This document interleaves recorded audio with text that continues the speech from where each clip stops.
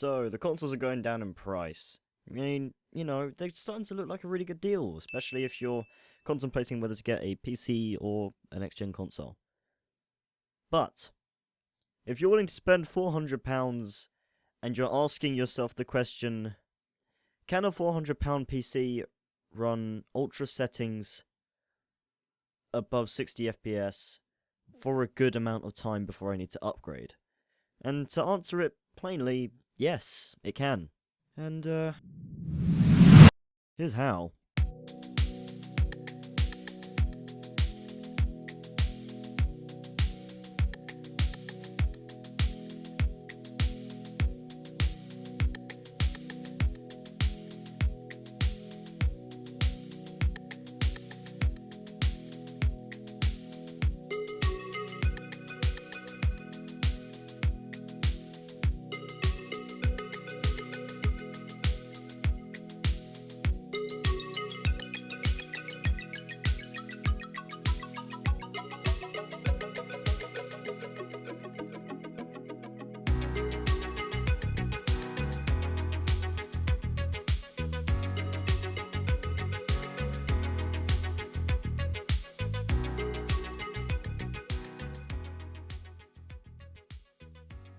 Greetings everyone, my name's Dom, and today I'm bringing you guys a £400 PC build. Now, this does actually go a little bit over the budget, but in the video I'll explain how to get this pretty much down to 400, so, you know, bear with. Anyway, so let's start off with the CPU. Now, the CPU we are going with here today is the Intel Pentium G3258. This is actually the CPU that I have in my PC right now. I have it clocked to 4.5 GHz. It is actually an extremely good CPU, especially for gaming. It does say dual core, but don't worry. You know, a lot of people say, oh, well, games don't actually use 2 cores anymore. Wrong. Those are only incredibly badly optimized or lazy developer games like Far Cry 4. But for Far Cry 4, you can get a DLL injector to make it run on a dual core anyway. So you're basically fine for at least a couple years when it comes to dual core gaming. So, you know, don't fret. It's an incredibly good CPU. It overclocks like a beast. It's incredibly efficient, mainly due to it being on Haswell architecture. So it's incredibly efficient, incredibly good at overclocking, and it's basically just your partner in game. So yeah. The motherboard that's going to house it is the ASRock Z97 anniversary motherboard. Now, we went with Z97 today because that's the thing that makes this baby overclock like a beast. Now, as some people have said, it is the best motherboard for the actual processor that we're going with today. Someone's got it clocked at 4.8, which is actually incredibly good. This is, again, a great motherboard for overclocking. If we take a look at the AIO, or IO ports even, you have 2 USB 2.0, 4 USB 3.0, you have an HDMI connector, a Ethernet port, the analog audio ports, a PS2 port as well. So you can plug in, you know, an old mouse and keyboard, but mainly if you're going to be going for mouse and keyboard, I would definitely recommend at least USB 2.0. I think most are actually USB 2.0 though. It's rated as high end on scan, so you know that's always good.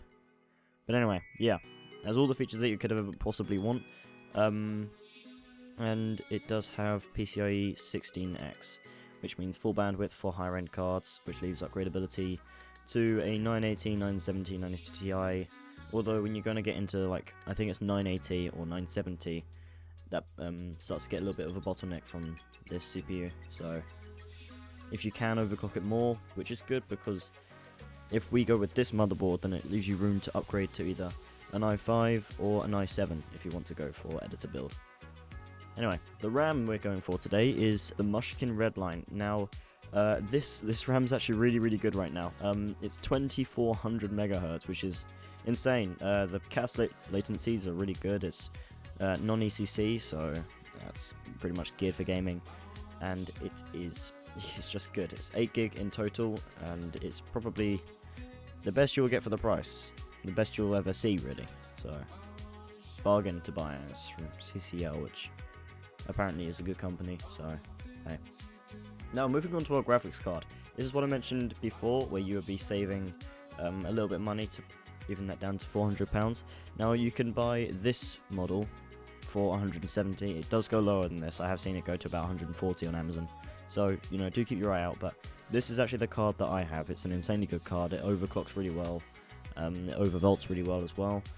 And because MSI, you know, MSI Afterburner, it's all good. So, an insanely good graphics card. If you would like to see a well, basically this system benchmarked in Battlefield 4, then I'll leave a little video up here to see the performance that you'd be getting with a £400 system like this. Now, if you know, if £400 is your strict budget and you barely can go any more than that, then you can turn to eBay. Now, this is the power color one. It's not an ideal choice, to be honest. Probably, I mean, the one that I got mine from was actually eBay. I bought mine new for 120, and it was this card. But right now they don't actually have any on eBay. So instead, I took a look at Gumtree, and it has a gigabyte one for £100.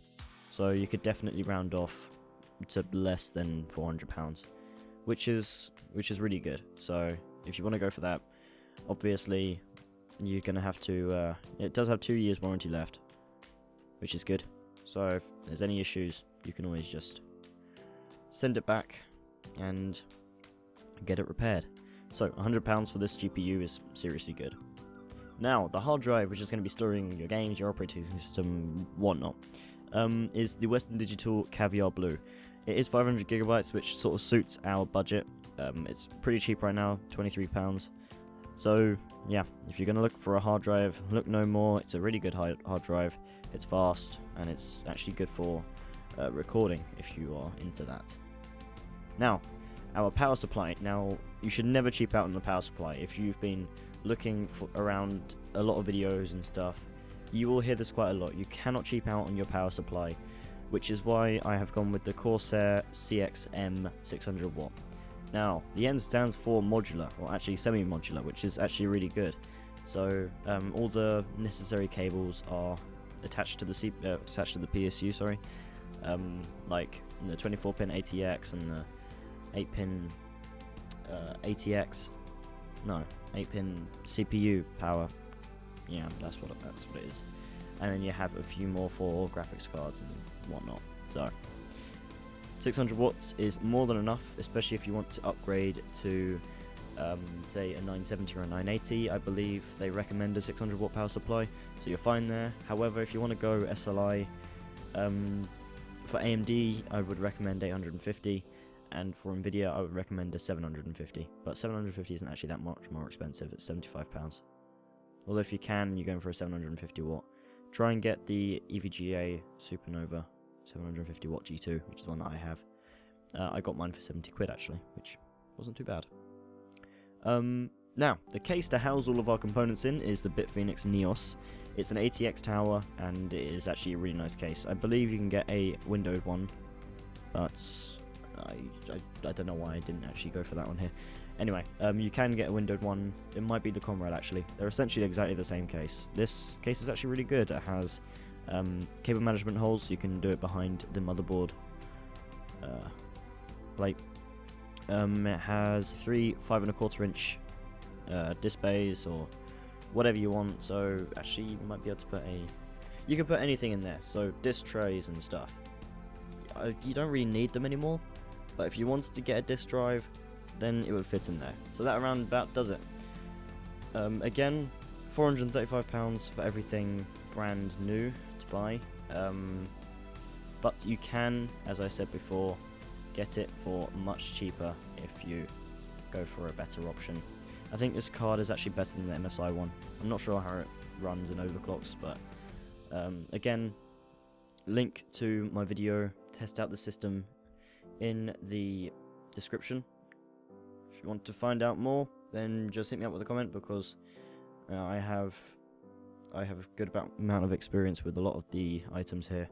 So yeah. But anyway guys, if this did help you pick your PC, then do show your appreciation by tapping that like button. I love your face, and I'll see you guys in the next one. Bye everyone.